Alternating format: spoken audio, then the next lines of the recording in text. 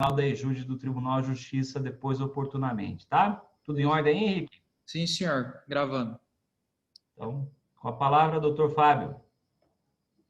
Boa noite a todos, participantes. Estão me vendo e ouvindo bem?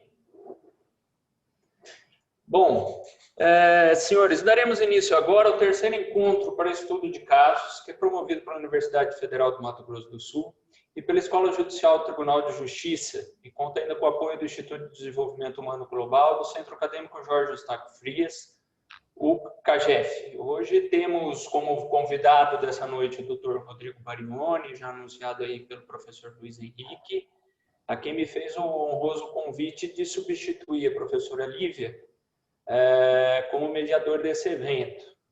O encontro dessa noite será dedicado ao estudo de 2 julgados do Superior Tribunal de Justiça, que tratam da legitimidade passiva para ações que discutem a apuração de haveres de sócio em ação de solução parcial da sociedade. Tá? O primeiro dos casos se trata do recurso especial 1015-547 do Amazonas, relatado pelo ministro Raul Araújo, onde o Superior Tribunal de Justiça, através de uma modificação do entendimento que era até certo ponto consolidado entre aspas, mudou a orientação que prevalecia de que na ação de apuração de haveres do sócio, em ação de solução parcial de sociedade, existiria um litisconsórcio passivo necessário entre todos os sócios remanescentes da sociedade e ainda a própria sociedade, ou seja, a pessoa jurídica. Tá? Naquela ocasião, a Corte decidiu, o Egrégio Superior do Tribunal de Justiça decidiu que, não existindo prejuízo para as partes, seria possível reputar regular o processo, mesmo sem a participação da pessoa jurídica no polo passivo. Naquele processo, inclusive, se utilizou um critério temporal, para dizer que, dado o decurso de tempo da ação, e não havendo prejuízo para as partes, não haveria de se dar nulidade, ainda que prevalecente no âmbito do Superior Tribunal de Justiça a jurisprudência no sentido do litisconsórcio passivo necessário entre os sócios e a própria sociedade.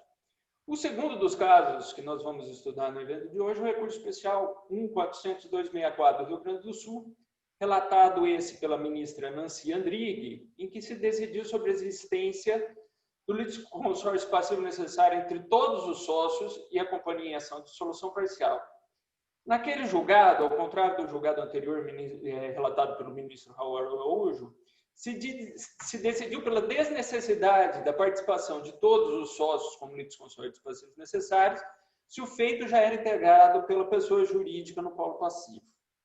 Essa é a síntese dos casos que nós estudaremos hoje e cuja exposição vai se dar aí pelo Dr. Rodrigo Barioni, a quem já cumprimento e dou meu boa noite.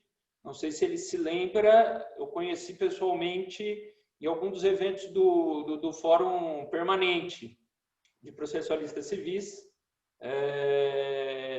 mas foi rapidamente, não sei se foi no do Rio de Janeiro ou no de São Paulo. Eu fui em 3, no da Bahia, Rio de Janeiro e São Paulo. Algum desses nós nos encontramos. Vou passar a palavra aí ao professor Rodrigo Barioni, a quem cumprimento e agradeço pela participação nessa noite. O Dr. Rodrigo Barioni possui graduação, mestrado e doutorado em Direito pela Pontifícia Universidade Católica de São Paulo, onde atualmente é professor da Faculdade de Direito, também é presidente do Centro de Estudos Avançados de Processo, CEAPRO, e sócio do escritório Barioni Carvalho Advogados. Passo a palavra, então, ao Dr. Rodrigo.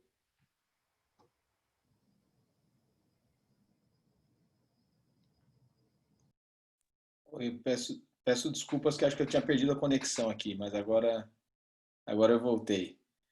Bom, mais uma vez quero cumprimentar, agradecer a oportunidade de... Vocês estão me ouvindo bem agora? Está funcionando?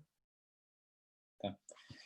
Queria agradecer a oportunidade, mais uma vez aberta pelo meu amigo Luiz Henrique Volpe Camargo, uma pessoa que eu admiro muito, não só pelo profissional que por tudo que fez aí pelo novo Código de Processo Civil, um trabalho árduo e constante e fundamental para a aprovação dessa legislação, e como do ponto de vista pessoal, que é uma pessoa realmente sensacional. Para todos aqueles que têm a oportunidade de conviver com ele, sabem do que eu estou falando. Cumprimento, agradeço as palavras do professor Fábio também, que também lembro do nosso encontro, foi no Rio de Janeiro, salvo engano, que nos conhecemos pela primeira vez. E para mim é uma enorme satisfação estar aqui nesse evento, e até pelo perfil do evento, pela montagem de ser um evento prático, de discussão de casos concretos. Então, eu só tenho a cumprimentar e agradecer a oportunidade. Bom, esse tema da ação de dissolução parcial de sociedade é um tema que, para os processualistas, muitas vezes assusta, porque sempre que a gente tem algum procedimento especial, normalmente requer um conhecimento do direito material envolvido. Então, esses procedimentos especiais estão muito relacionados ao direito material. No caso da ação de dissolução parcial de sociedade, o direito material é o direito comercial. Então, muita gente se assusta e se afasta desse procedimento, até porque os comercialistas, eles acabaram, digamos, abraçando esse tema. Então, na vigência do Código de 73, que não tratava dessa ação de dissolução parcial de sociedade, era comum a gente verificar só comercialistas falando sobre a ação de dissolução parcial de sociedade ou mesmo sobre a ação de dissolução de sociedade. Eles que falavam sobre o procedimento e, inclusive, o professor Volpe está aí e pode me corrigir se eu estiver errado, mas a introdução dessa ação de dissolução parcial de sociedade no Código veio através dos comercialistas. Então, é um procedimento um pouco diferente daquele que estamos habituados, dado o direito material do qual ele visa tutelar. Muito bem. Como eu falei para vocês, no Código de 73 não havia previsão sobre a dissolução parcial de sociedade. Havia no Código de 39 uma previsão sobre a dissolução de sociedade e liquidação. Essa previsão do Código de 39, quando ela foi estabelecida, ela estava muito voltada para uma ideia do direito pessoal do sócio. Então, toda vez que o sócio não concordasse, quisesse sair da sociedade, tivesse algum elemento ali de discordância, o pedido era a dissolução da sociedade. Só que a sociedade gera riqueza, produz emprego, produtos, serviços. Então, é importante a ideia da manutenção da empresa. E, com isso, passou-se a considerar, por meio de decisões judiciais, que a dissolução da sociedade não era o caminho ideal. O melhor seria excluir aquela pessoa, desligá-la da sociedade, seja por falta dela, seja porque ela queria sair da sociedade, e ela ser desligada da sociedade e, portanto, a sociedade segue ao seu rumo, a pessoa que era sócia segue o seu. Muito bem. Esse procedimento, ele não tinha regulação na legislação, porque foi uma criação jurisprudencial. E aí, quando veio o Código, aproveitou-se para inserir a regulação desse tema de uma maneira expressa e regular como funciona a dissolução parcial de sociedade e como funciona a apuração de haveres. Só que nessa transição, que nós saímos do Código de 39 e viemos para o Código de 2015, a ação de dissolução e liquidação de sociedade desapareceu. Isso não significa que não se possa pleitear isso. Ainda é possível pleitear a dissolução de sociedade, mas pelo procedimento comum. Não há um procedimento especial para isso. Poderia até ter sido criado um procedimento para isso, mas o legislador não criou. Então, a ação de dissolução de sociedade se faz por meio do procedimento comum. O que é importante a gente entender aqui? Que quando uma sociedade é criada, existe uma relação entre os sócios. E a sociedade, ela nasce com o registro dos seus atos constitutivos. Em algum momento ela pode desaparecer, né? Seja por vontade dos sócios, seja porque há um interesse aí em dissolver a sociedade que não cumpre o seu fim social, enfim, pode haver várias situações, perda da autorização, enfim. Mas o que nos interessa aqui é o seguinte: o sócio, ele tem uma vinculação com a sociedade, e essa vinculação tem sido entendido quando se faz o contrato social, que ele é um contrato plurilateral, envolve vários sujeitos. De forma que, quando se pretende a dissolução desse vínculo com a sociedade, alguns autores, a jurisprudência entendia assim, que haveria um litisconsórcio necessário entre os sujeitos. Esse litisconsórcio necessário decorreria do fato de que, toda vez que alguém sai da sociedade, os sócios que permanecem são atingidos por essa decisão. Então, parte da seguinte ideia: bom, eu tenho hoje 40% da sociedade. Se um sujeito que tem 20% da sociedade sai e o outro sócio que tinha 30% e o outro sócio tinha mais 10%, se o sujeito que tem 20% sai da sociedade, a maioria da sociedade, não, aí não vai dar maioria, né? Advogado não é bom de conta, mas vamos dizer que eu ficasse com a maioria da sociedade. Bom, eu passo a ser majoritário. Então, aquele sujeito que tinha menos cotas, ele continua como minoritário, mas ele não me tinha como majoritário. Eu não tinha a maioria da sociedade, mas agora eu vou ter. Será que isso é bom para ele? Pode ser bom, pode ser ruim, enfim. Pode variar. O fato é que ele será impactado por essa decisão. De outra parte, a sociedade também será impactada, porque a sociedade é quem tem que pagar o valor das cotas daquele que sai. Quando ele sai da sociedade, ele leva consigo um direito patrimonial de receber o valor correspondente à sua participação. Então, quem vai pagar essa participação é a sociedade e não os sócios. O que interessa aqui? Interessa duas coisas. Primeiro, entender que esse impacto que é gerado para os sócios não é um impacto que, do ponto de vista jurídico, possa ser classificado como um prejuízo. O sócio que permanece na sociedade, ou os sócios que permanecem na sociedade, eles são impactados indiretamente do ponto de vista financeiro, do ponto de vista do seu direito patrimonial, porque eles são sócios de uma sociedade cujo valor foi reduzido. E, às vezes, pode até ter uma redução num valor tão significativo que inviabilize as operações. Mas esse impacto é direto na sociedade, indireto para os sócios. Isso significa que essa teoria de considerar um litisconsórcio necessário por força da relação jurídica formada, na verdade é errada.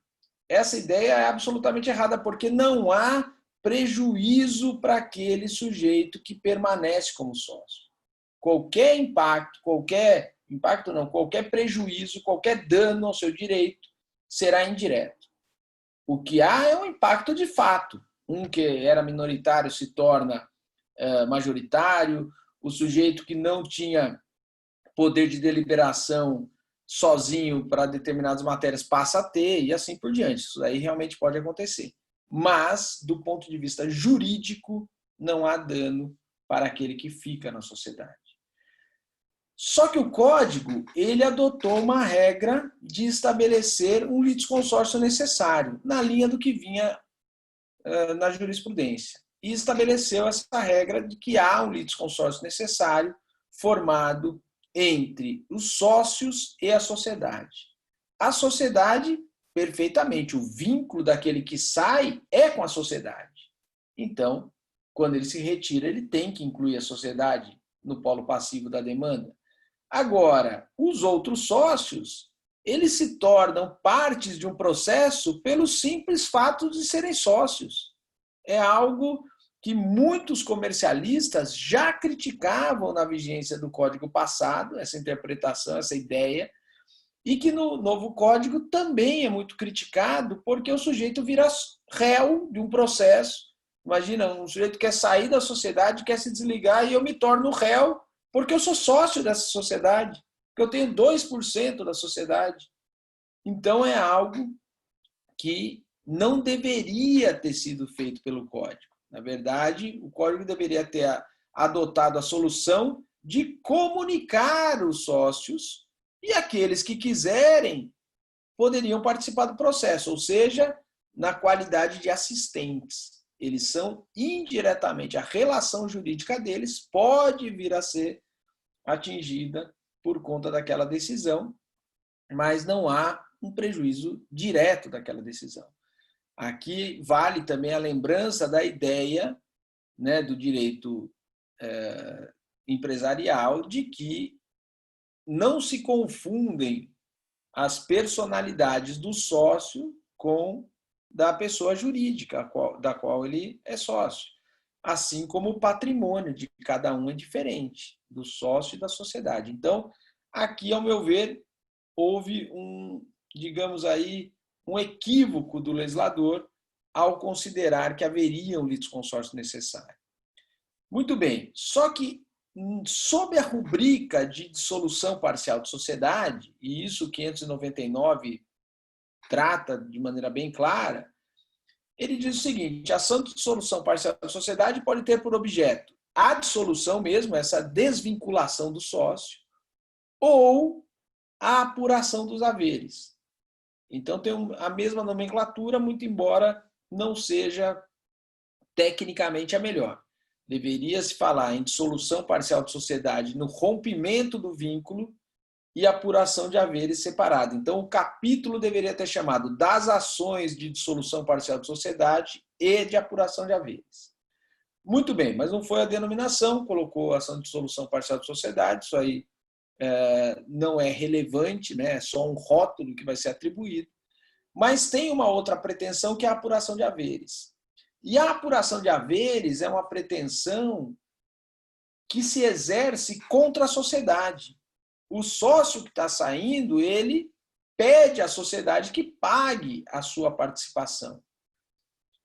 Os demais sócios não são solidários com a sociedade. Os demais sócios não são devedores dos haveres.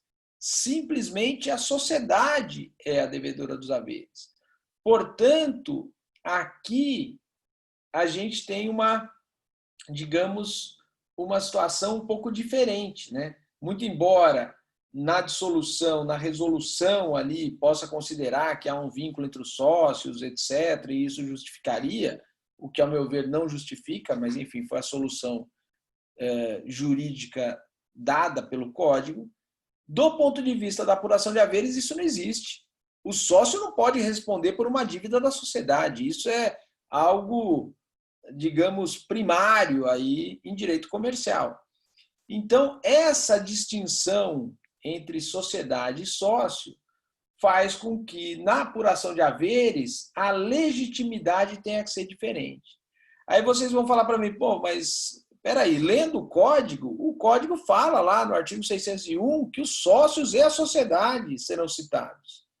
Só que esse capítulo ele tem que ser lido de uma maneira diferente do que se tratasse tudo, digamos, todos os dispositivos acerca das duas pretensões desenvolvidas. Na verdade, se vocês prestarem atenção, os artigos 599 e 600, eles tratam tanto da pretensão de resolução ou resilição da sociedade em relação ao sócio, como da apuração de haveres. Então, tem disposições sobre as duas demandas, sobre as duas pretensões, que são pretensões separadas, sucessivas, mas separadas. Muito bem. Então, o 599 e 600 tem essa previsão. A partir do 601, ele trata, até o 603, ele trata só da desconstituição do vínculo.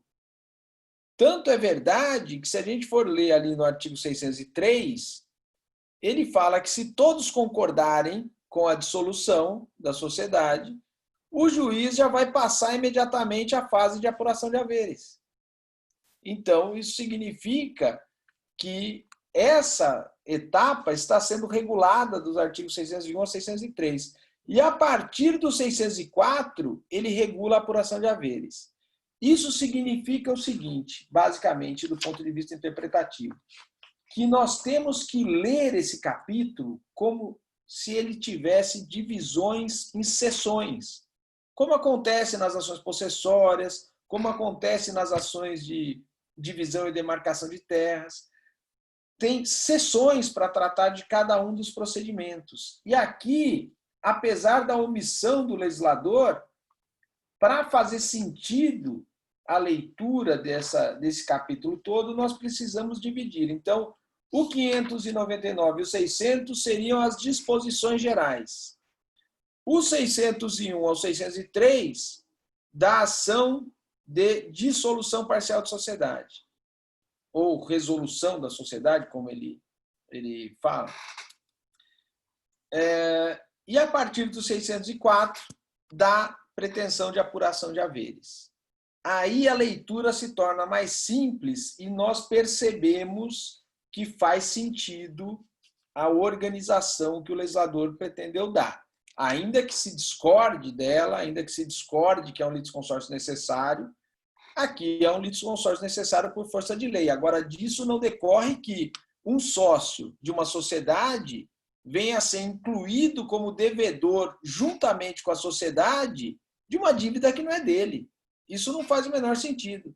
E todos vocês aqui, imagino, são advogados, militantes ou profissionais da área e sabem que, por exemplo, para o sujeito vender um imóvel, ele tem que tirar certidões. Aí ele vai lá, por ele ser sócio, ter uma participação mínima de uma sociedade, ele é demandado na ação de dissolução parcial de sociedade e na apuração de haveres, que às vezes é um valor milionário. E isso não faz o menor sentido. Então, aqui a gente precisa tomar um cuidado, porque a jurisprudência do STJ ela foi se formando no Código de 73 sem muito apuro técnico. Como eu falei para vocês, quem discutia o procedimento eram os comercialistas, sem fazer crítica alguma aos grandes nomes que trataram do tema, mas eles não olharam com uma visão do processualista. O que é o litisconsórcio necessário? Quando se forma o litisconsórcio necessário? Quais são as consequências de colocar todos no polo passivo de uma demanda, por exemplo, de dissolução parcial de sociedade ou mesmo de apuração de haveres? Então, faltou aqui um olhar um pouco mais processualista para a formação da jurisprudência, e essa formação da jurisprudência acabou se refletindo na redação da lei.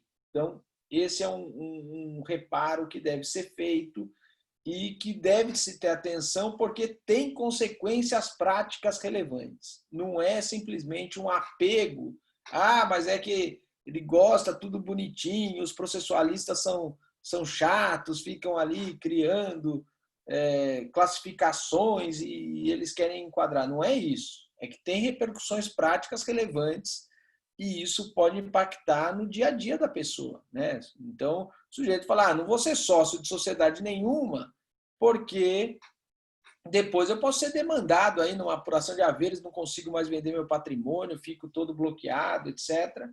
E eu vou desanimar. E isso é péssimo, porque qualquer sociedade que se pretenda enriquecer, criar mecanismos para a economia fluir melhor, ampliar, precisa de investimento nas sociedades, nas empresas, porque elas são capazes de gerar riqueza e, portanto, isso seria um desestímulo à constituição de empresas. Muito bem.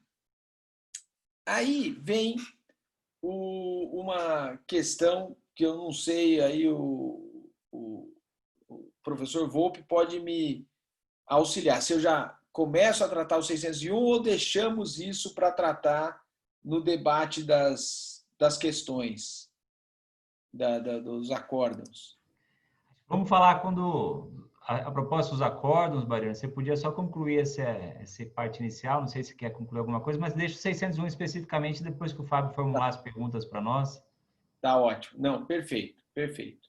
Então, só para terminar aqui, o que é importante entender? Que a desvinculação do sócio, ela vai ser uma pretensão possível quando ela não tiver ocorrido extrajudicialmente, porque isso pode ocorrer extrajudicialmente.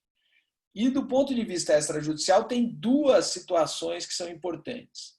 A primeira delas é ter havido rompimento do vínculo extrajudicialmente. Perfeito, rompeu mesmo, o sujeito foi excluído da sociedade, ou ele pediu para sair da sociedade e tiraram o nome dele da sociedade, está tudo certinho. Extrajudicialmente não teve briga. Só que a briga surge no pagamento dos valores. Aí vai para a fase de apuração de haveres, já pula direto, não precisa passar pela primeira etapa de resolução, porque o vínculo já se desfez.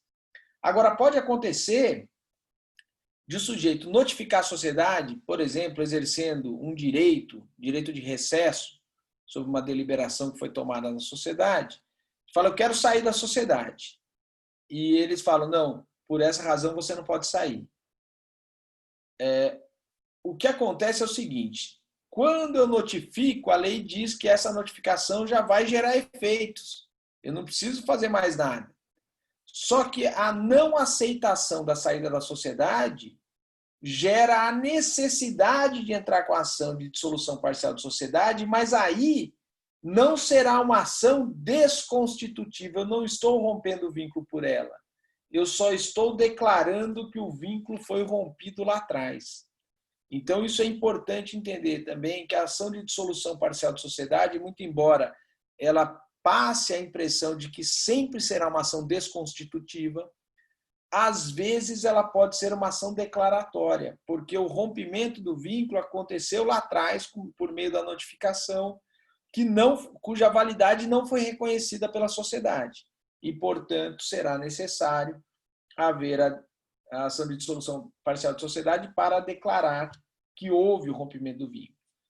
E a fase de apuração de haveres, que é essa nova pretensão, ela é uma pretensão isolada, ela é uma pretensão autônoma.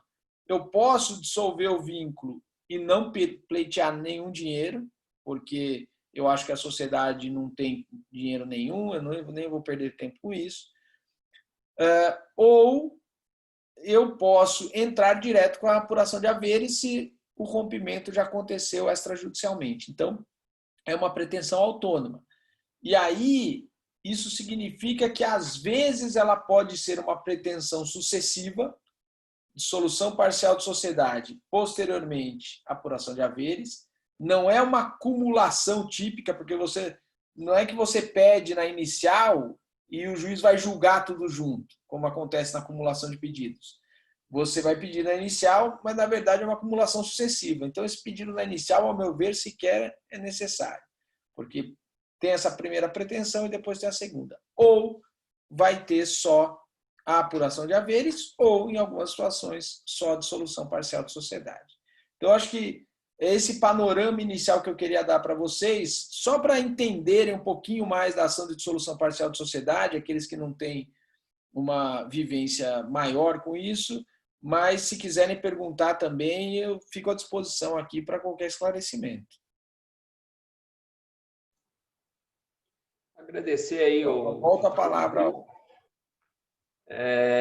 pela esclarecedora exposição e, como você mesmo disse, os processualistas não estão aí muito atentos ao direito comercial e vêm quando fala de dissolução parcial de sociedade, já vem com um pouco de espanto, né? Mas, de fato, faltou aí como você bem expôs, faltou mesmo mais cuidado nessa questão do litisconsórcio, que a gente vai estudar, inclusive a contradição ou a suposta contradição que tem entre esses acordos que a gente vai passar aí agora a tentar resolver nos debates ou a tentar confundir mais ainda nos debates, né? Vamos lá. O primeiro recurso especial de relatoria do ministro Raul Araújo, o 1015547 do Amazonas, decidiu que apenas a participação da totalidade dos sócios da sociedade seria o bastante para a validade do processo de apuração de haveres, dispensando com isso a participação da sociedade. Por outro lado, o recurso especial relatado pela ministra Nancy Andrighi, 1.40264 do Rio Grande do Sul, pelo contrário, decidiu que apenas a sociedade, naquele caso uma sociedade anônima de capital fechado, deveria participar do processo de solução parcial da sociedade, dispensando aí a participação dos sócios, que no primeiro se entendeu como necessário para a formação do litisconsórcio, só a participação dos sócios retirando da sociedade. O que de fato diferencia esses dois casos e se há uma contradição entre a conclusão desses dois acordos? Qual que seria mesmo a melhor conclusão, do primeiro ou do segundo, em havendo essa contradição? Bom, esses dois casos eles são bem interessantes, porque o primeiro deles, cada um trata de uma matéria. Isso eu acho que é interessante, porque o primeiro trata sobre apuração de haveres e o segundo trata de dissolução parcial de sociedade no sentido de resolução da sociedade frente aos sócios. Muito bem. No primeiro, ele considerou o seguinte: olha, os sócios participam, aqui está ótimo, não importa que a sociedade não foi citada, isso daqui é suprido pela citação dos sócios, etc. E no segundo acordo, ela fala, não precisa citar os sócios, basta só a sociedade, está tudo bem aqui. O que acontece? Se a gente for pensar na perspectiva do que foi legislado sobre isso, houve uma completa inversão, né? Porque a apuração de haveres, quem participa é a sociedade, não são sócios. Ao passo que na ação de dissolução parcial de sociedade, aí, né, para fins de resolução da sociedade, quem tem que participar são os sócios e a sociedade. Só que o STJ ele trata como se fosse a mesma coisa. Não, é intercambiável aí a situação. Não é. A gente tem que separar muito bem essas pretensões. Nesse acórdão referente à apuração de haveres, ao meu ver, é um acórdão errado. E é errado porque a sociedade, o que diz a lei, e aí eu já vou entrar um pouquinho no artigo 601, o que diz a lei é o seguinte: os sócios e a sociedade serão citados para, no prazo de 15 dias, concordar com o pedido ou apresentar contestação. E aí vem o parágrafo único. A sociedade não será citada se todos os seus sócios o forem, mas ficará sujeita aos efeitos da decisão e à coisa julgada. Bom, o que significa essa regra? O ministro Raul Araújo, naquilo que foi acompanhado pela turma, ele decidiu o seguinte: não, todos os sócios foram citados, a sociedade não precisa participar. Está ótimo, já os sócios já estão citados. Essa é uma linha de interpretação que alguns autores têm.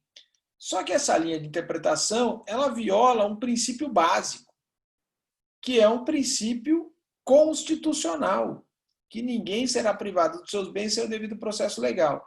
Como é que a sociedade pode ser condenada a pagar alguma coisa se ela não participou do processo? Os interesses da sociedade nem sempre correspondem aos interesses individuais dos seus sócios. Os interesses podem ser distintos. Então, aqui, essa regra não é uma regra para dizer os sócios participando, a sociedade não precisa participar. Essa regra, ela é simplesmente uma sanatória da falta de citação da sociedade. A sociedade é parte do processo. ela só não precisa ser citada, mas ela é parte do processo. Aqui o código não fala assim, a sociedade não será parte do processo. Não. Ao contrário, o 601 fala que ela é parte do processo, ela só não precisa ser citada se os sócios forem. Por quê? Parte-se do pressuposto de que se todos os sócios forem citados, a sociedade saberá que existe essa demanda. Não sei se é uma presunção correta, mas é uma presunção que foi gerada pela própria jurisprudência da STJ. E essa jurisprudência da STJ se formou a partir de uma ideia de aproveitamento. Vamos aproveitar os atos que foram praticados, não vamos desperdiçar. Vamos tentar aproveitar isso daí e dar validade ao processo. Só que eu não posso dar validade a um processo cuja parte que tem que ser condenada não está no processo. A sociedade não é parte, nunca foi pedido o ingresso dela no processo. Você Então, permitiu uma parte, Rodrigo? Oi? Ah, claro, claro. Bom, boa noite a todos. É a primeira vez que eu participo aqui formalmente. Quero agradecer ao Rodrigo pela participação, pela exposição inicial, né, pela nossa honra de estar aqui conosco na Universidade Federal de Mato Grosso do Sul e pessoas, na verdade, de várias partes do Brasil. Temos aqui, Rodrigo, e também agradecer o Fábio pela condução aí segura e pelos debates que vai nos proporcionar. Mas eu achei muito interessante essa divisão que você fez, né? Que ela nos traz uma organização e faz lembrar que, em boa medida, a ação de um procedimento especial da prestação de contas, né? Que ele pode ter duas etapas, uma etapa onde se debate se há ou não o dever de prestar contas, e a segunda etapa, o que diz respeito à prestação de contas propriamente dita. E aqui, sobre essa rúbrica de ação de dissolução de sociedade, muitas das vezes a causa pode ter o objetivo de dissolução mesmo, e depois a apuração de haveres, ou, noutra das vezes, essa primeira etapa já está superada, e aí só se busca a apuração de haveres. Então, o caso concreto vai ser muito importante para a gente entender e saber, enfim, se são necessárias duas etapas ou se a gente já está, digamos assim, na segunda fase, fazendo aquela comparação de novo lá com o procedimento da prestação de contas. E eu concordo com você quando você diz assim, olha, puxa, não tem como a gente reputar correta a decisão que entrega a conta para a sociedade, mas reputa válido o processo sem que ela tenha participado. Né? A sociedade, me parece, invariavelmente tem de participar, mas, no fundo, aí, quando os julgados tratam lá da nulidade sem prejuízo, né? De uma possível colaboração útil, os argumentos são consequencialistas. São, puxa, o processo já está há tanto tempo tramitando, tem uma falha mesmo aqui, mas tudo bem, afinal de contas, quem poderia reclamar de uma maneira ou de outra já está aqui e vida que segue, né? Então, talvez aí para a solução do caso concreto, né, esse argumento consequencialista até tenha sido interessante, mas tentando estudar como as coisas devem ser, né, que é o nosso propósito aqui, me parece que a participação na apuração de haveres da sociedade ela é indispensável. E os sócios, né, a lei está a dizer, se a gente não fizer a separação que você propôs, os dois artigos 601, 2 e 3, né, seriam só para dissolução e para apuração os demais, então a lei não traria uma previsão expressa sobre litisconsórcio na apuração de haveres, que essa previsão se circunscreveria à dissolução parcial. Esse é o raciocínio. Aliás, eu estou aqui, pessoal, fazendo uma reprodução, porque esse trabalho que o professor Rodrigo está aqui expondo, ele faz parte de uma grande obra que ele terminou de escrever, que está para ser lançada, hein, Rodrigo? Já vou fazer propaganda antecipada. Ele está escrevendo um dos volumes de uma coleção da editora Saraiva, o volume que trata de procedimentos especiais. Dentre todos os procedimentos especiais, um deles é esse de dissolução parcial. Isso deve ser lançado em janeiro de 2021. Não, acho que vai sair mês que vem. Ai, que beleza! Achei que ia ficar para 2021. Mês que vem. Que bom! Aqui. Então, fica já comentado. Me permite uma parte? Claro. Não é vacina, é o livro. A vacina que a gente... É tudo a gente tá achando que é depois do fim do Covid, né? Mas o Eu livro sou não só em é, né? janeiro. Muito boa, muito boa. Mas, enfim, eu estou contigo por enquanto até aqui. Queria que você falasse mais e daí eu vou te interferindo aí. E, Fábio, você também é nosso debatedor aí, fique à vontade, viu? Eu só queria fazer só uma colocação, muito esclarecedor tudo que o Rodrigo falou até aqui, mas me parece aí que o vício, na verdade, é de premissa, e o que é muito caro, principalmente aos comercialistas, é no sentido da distinção entre pessoa jurídica e pessoa física, né? E quando você parte para essa casuística, você nunca vai estar respeitando a distinção, não só patrimonial, como própria do direito entre pessoa jurídica e pessoa física. E aí, você usar, a partir da mesma premissa, soluções diferentes para esses casos, é que nos causa estranheza, não é isso? Tem mais um complemento aqui, Rodrigo. Bom, a gente está falando aqui de dissolução de sociedade, muitas das vezes ela tem como pressuposto lá uma animosidade intensa entre os sócios. E algumas vezes, né, o sócio, minha luz aqui saiu, o sócio que é dissidente, ele não está na administração da empresa. Então, a condução ali, que é feita pelo administrador, pelo gerente, pelo diretor, seja a terminologia que se utilize, pode ser colocado em dúvida pelo sócio dissidente. Então, isso também acho que tem que ser colocado na mesa, sabe? Porque, às vezes, a empresa vai falar, mas a empresa vai falar sobre uma perspectiva que pode ser tendenciosa para um dos segmentos dos sócios, né? Então, talvez por essa razão, e você colocou bem, né? Esse procedimento especial chegou ao código no Senado, na primeira etapa do Senado Federal, pelas mãos especialmente do professor Fábio Ulloa Coelho. Ele encaminhou um projeto já elaborado ao senador Walter Pereira, à época relator do projeto, e na ocasião o professor Cássio Scarpinella ficou incumbido de tratar desta parte, esteve conosco semana passada, Rodrigo, e houve uma outra sugestão que veio da OAB de Minas Gerais. E esse procedimento especial aqui, ele é uma fusão feita pelo professor Cássio do projeto preparado pelo professor Fábio Ulloa e pelo Marcelo Guerra, né? E pelo Marcelo, em cotejo com esse projeto preparado pela OAB de Minas Gerais. Então, essa é a fusão. Se você olhar, um e outro não são iguais. Então, não é 100% professor Fábio Ulloa, nem 100% OAB Minas Gerais.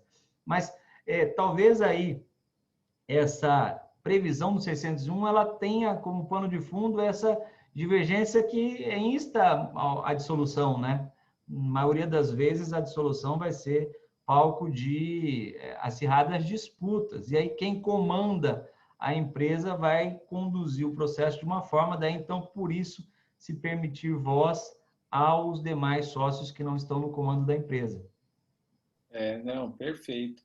E aqui, o que é curioso desse acórdão é o seguinte, se você for ler o relatório, ele fala que é uma ação de indenização. A ação foi proposta como se fosse uma ação de indenização pelo valor da cota.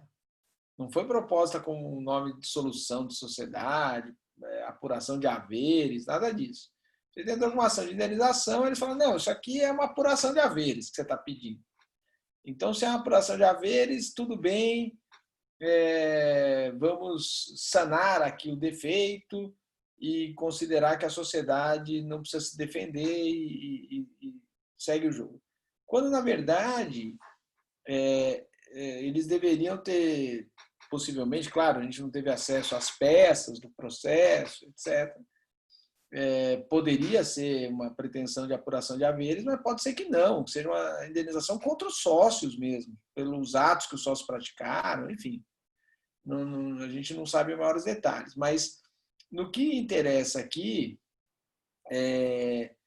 há realmente essa situação em que os sócios nem sempre estão convergentes. E eu penso muito, porque várias vezes a gente tem majoritários. Ah, não, tem um sujeito que tem a maioria das cotas e etc.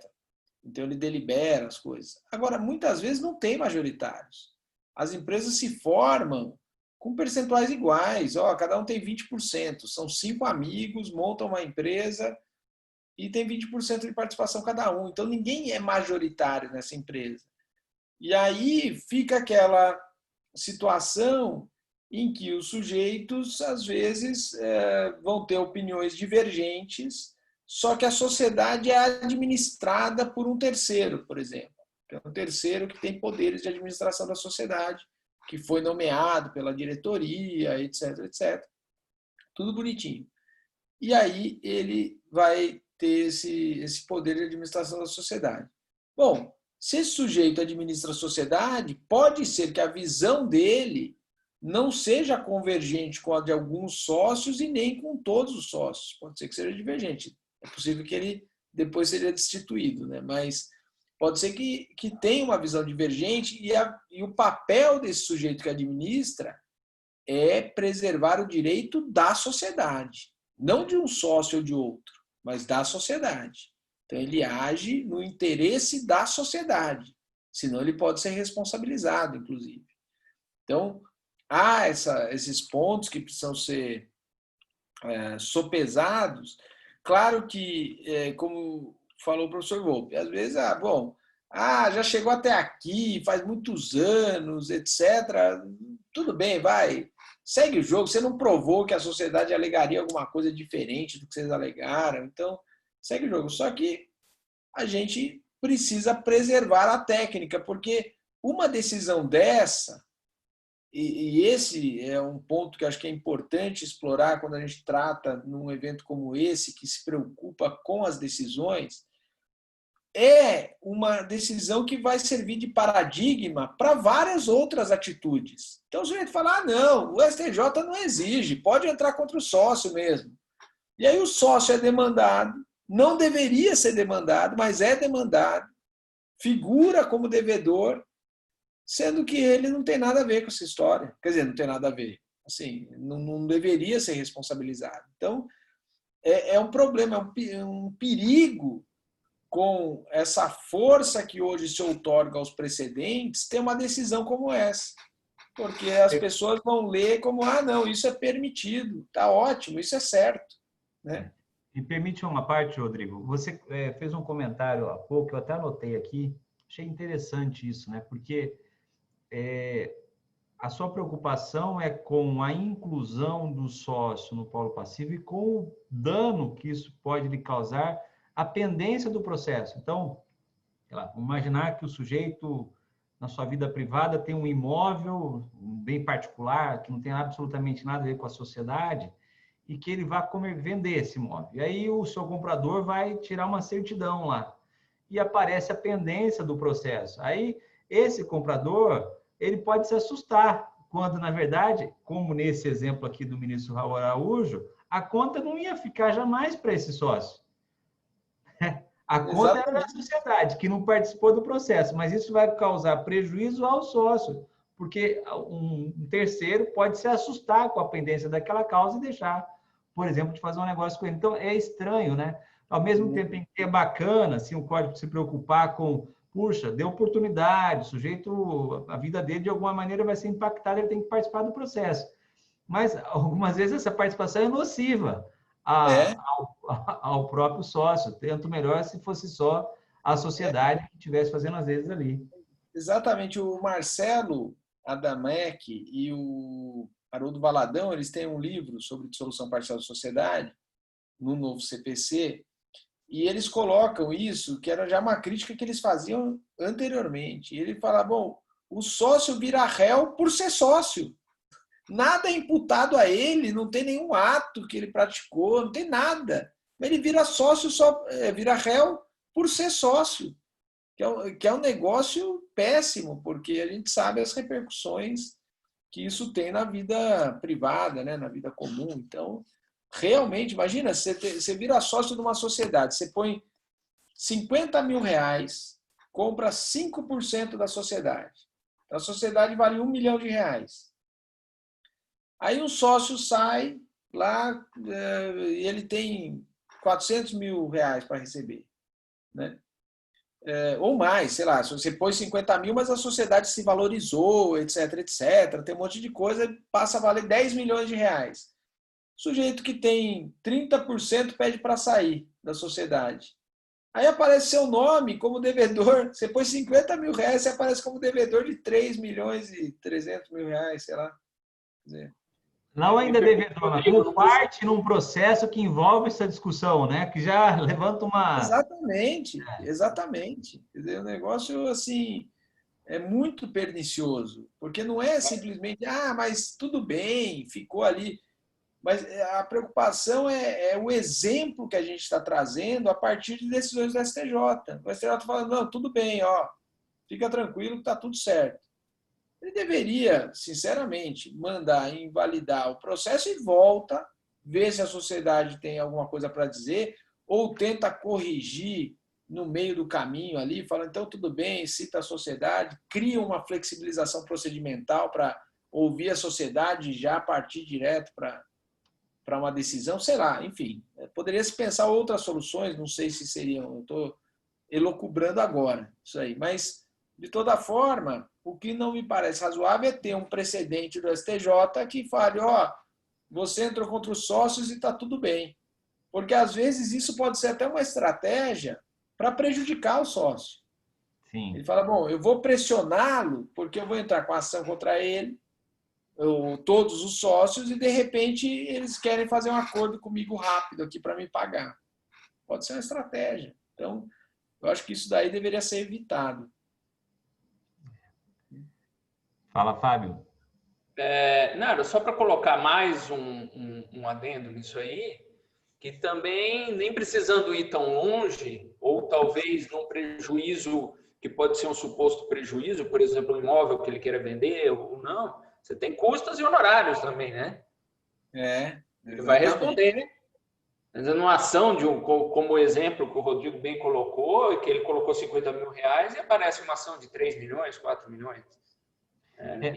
Será que talvez aqui, pensando alto também, Rodrigo e Fábio, me permitam, não daria para a gente interpretar esse 601 como algo parecido ao que se dá nas ações de improbidade, em que a pessoa jurídica ela é citada e ela pode ou aderir ao polo ativo ou aderir ao polo passivo, ou se manter inerte, esse se manter inerte não traz consequências, né, como o Fábio bem lembrou aí, de sucumbência, nem de custos, nem de honorários.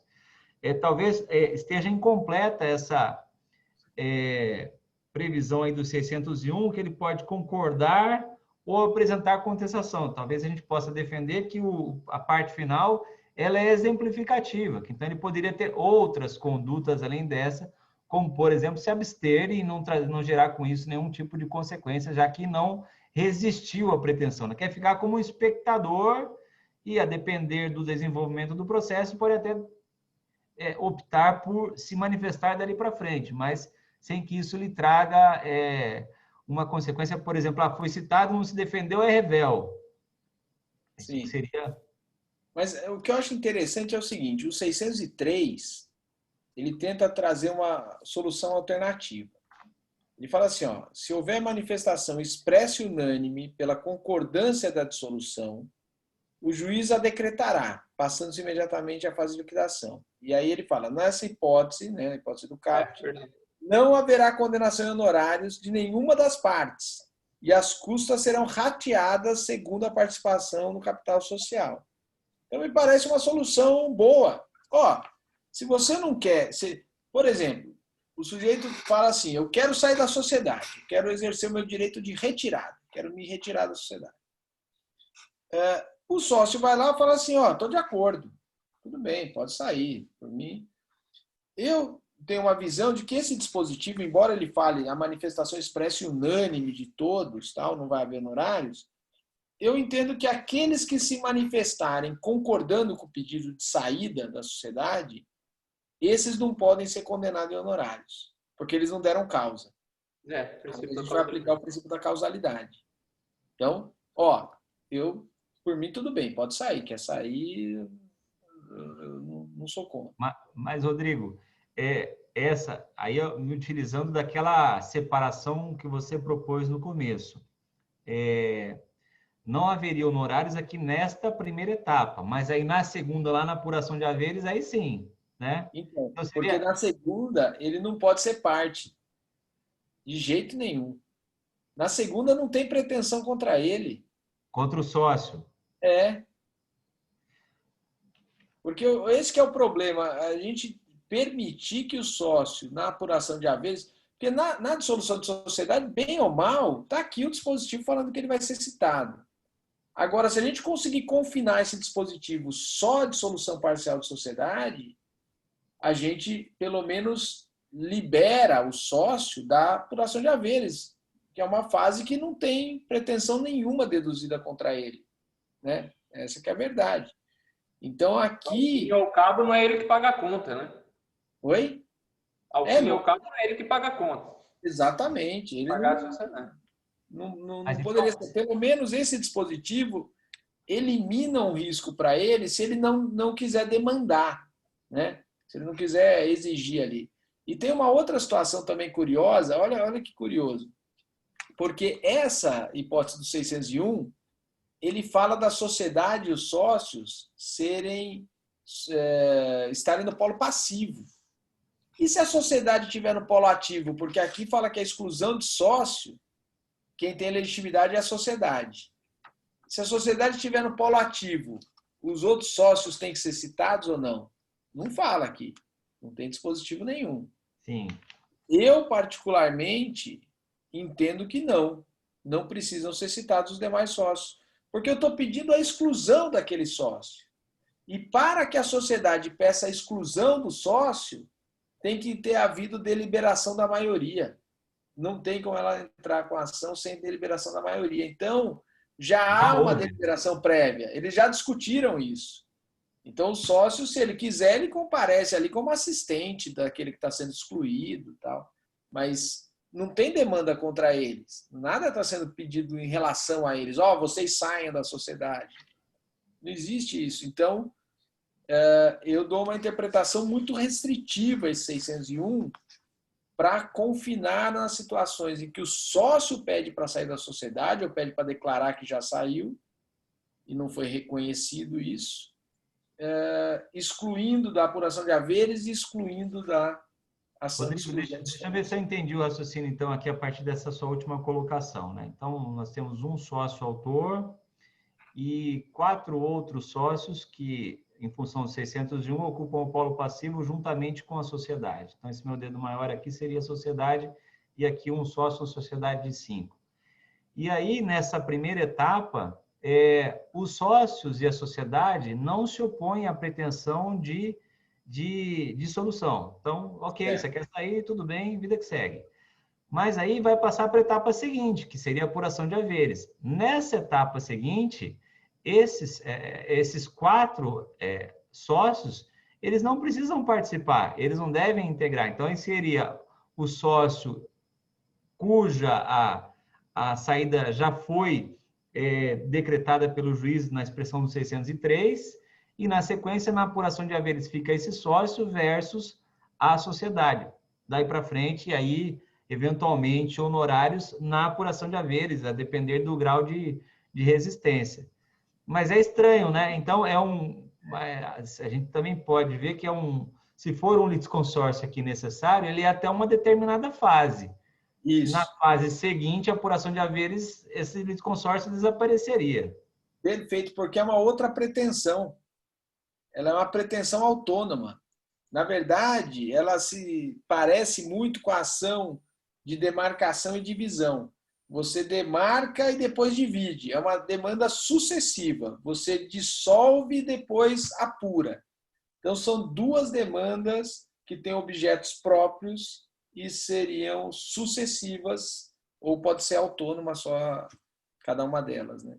Mas me veio uma pergunta aqui, você que já estudou bastante sobre o assunto. Você não vislumbra nenhuma hipótese em que os sócios possam ser impactados lá na apuração de haveres? Então, esse aqui, na apuração de haveres, manifesta uma pretensão que é exagerada, que vai ter que ser paga pela sociedade, mas no final vai impactar depois numa futura divisão de lucros dos outros 4 que continuam. Perfeito. Será que em algum momento eles não teriam aí o interesse de, em nome próprio, defender, sobretudo se, assim, vamos imaginar que a gente tenha 3 facções aí, criando um exemplo aqui agora, né? Esse que está saindo, 3 aqui que exercem o comando e que administram, e temos um outro que é relativamente dissidente. E o jeito que o administrador está defendendo a sociedade pode impactar no valor que vai ser dividido entre os 4, e esse aqui não está gostando disso. E aí ele vai poder participar ou não. Você não vislumbra nenhuma hipótese em que o sócio tenha um interesse em nome próprio atuar nessa segunda fase? O problema é o seguinte, tem até uma passagem muito interessante do professor Dinamarco, em que ele fala que era uma discussão sobre um direito indenizatório por um dano causado à sociedade, e o sócio demanda para dizer, olha, como causou dano à sociedade, eu não tive a distribuição de lucros, e eu quero receber de você porque eu fui impactado. E o STJ falou, não, você não pode, porque o dano é da sociedade, o seu dano é indireto. O seu dano é porque houve dano da sociedade. Então, nesse caso aí, o dano que haveria para um dos sócios sempre vai ser indireto, porque o patrimônio dele vai ser atingido indiretamente. Eu acho que ele tem interesse para figurar como assistente. Ele pode ir lá e falar, eu quero participar disso daqui, porque eu quero, eu vou ser impactado indiretamente. Então, é a típica relação subordinada. Agora, do ponto de vista de atuar como o titular de um direito que está sendo demandado, ele não tem. O direito não é dele. Então, mas é muito interessante mesmo, porque é um problema e a gente verifica alguns acórdãos do STJ, não são muitos, mas alguns tratando do tema, e há um texto do professor Dinamarco sobre isso que é muito interessante, porque ele fala, o sócio, o patrimônio, como há uma divisão patrimonial, ele é impactado, realmente, só que é indiretamente. Ele não recebeu os lucros porque a sociedade foi impactada por um ato de um terceiro lá, tal. Mas ele não pode ir contra o terceiro e falar, eu não recebi o lucro porque você não pagou a sociedade, né? Então é interessante, mas é um problema muito, muito bacana esse da legitimidade, né? E a outra decisão, que é a decisão da ministra Nancy, também é uma decisão interessante, porque ela trata de uma SA fechada e ela fala assim, não, cita a sociedade, tá bom, tá ótimo aqui, não vamos precisar citar todo mundo que figura ali como acionista da sociedade. Essa é o outro lado da moeda, né? Porque, do ponto de vista técnico, eu acho que a solução que ela concedeu está perfeita. Só que, do ponto de vista legal, não é. Esse aqui é o ponto. Mas esse acórdão, salvo engano, ele é de uma causa anterior ao novo código, né? A causa é anterior ao novo código. Então, é 2013. Agora, o acórdão acho que foi julgado em 2017, mas a causa deve ter sido lá de trás, 2013, né? Sim. Uhum. Então, aí... Ela até começa o julgamento CPC 73. Isso Tá, aí. ele emenda isso. Chegou para ela em 2012, né, para julgar. Então, o que acontece? A solução que ela deu, se fosse no código vigente, não seria adequada porque a lei estabelece uma solução diferente. Agora, como não havia regulação do tema na época, eu acho que essa solução que ela adotou é a melhor solução, porque os outros não são tragados para dentro de um processo sem que eles queiram. Você é acionista, então você vem aqui, vai ter que se defender. Ainda mais que na época nem existia essa previsão do código de o sujeito poder aceitar a pretensão do outro, né? Não ser não ter que pagar honorários, não ter que pagar nada. Agora não, né? Agora... Mas, Rodrigo, eu e o Fábio conversávamos um pouco antes sobre caso, e ele fez uma pesquisa de um julgado do ministro Moura Ribeiro, não quero surpreendê-lo com isso que a gente não preparou, mas há um recurso especial 1.731.464, 1.731.464, em que, interpretando o CPC de 2015, vou ler só o item 2 aqui da ementa, na ação de dissolução de sociedade, é desnecessária a citação da sociedade empresária se todos os que participaram do quadro social integram a lide. Então, mesmo no Código Novo, essa compreensão foi repetida e está dito desnecessário quando eu leio outra coisa do 601. Tipo, 601 não está bom, não deve ser assim, mas dizer que o 601 diz que é desnecessário não é isso que o Código está dizendo ali, né? O Código não fala isso. É outra coisa. É uma regra de sanabilidade. Pô, não vamos perder tudo que foi feito sob uma alegação de que a sociedade não foi citada, sendo que todos os seus sócios foram. Então, ela tinha conhecimento, ela poderia se defender. No fundo, é isso que a lei está colocando, e foi nesse sentido que a jurisprudência foi formada. Agora, as coisas vão desvirtuando, né? Ah, não, então nem precisa, ele está dispensando, aqui não é algo obrigatório. Não, a regra é que se cite, né? Inclusive, até no livro, eu escrevo uma coisa, eu falo assim, se for pedir para dispensar a citação da sociedade, precisa avisar o juiz, porque as partes estão acompanhando e o prazo só vai ser iniciado a partir da última citação. E aí fala assim, não, já fluiu o seu prazo, porque a sociedade não vai ser citada. Não, a sociedade vai ser citada. Se o sujeito falar, já todos os sócios foram citados, é dispensável, não precisa, tal, ele tem que informar isso ao juiz para que as partes saibam quando está fluindo o seu prazo. Porque, do contrário, né? Que tem aquela hipótese ali da desistência, do 335, né? Que se desiste em relação a uma das partes, aí tem que comunicar todo mundo de novo.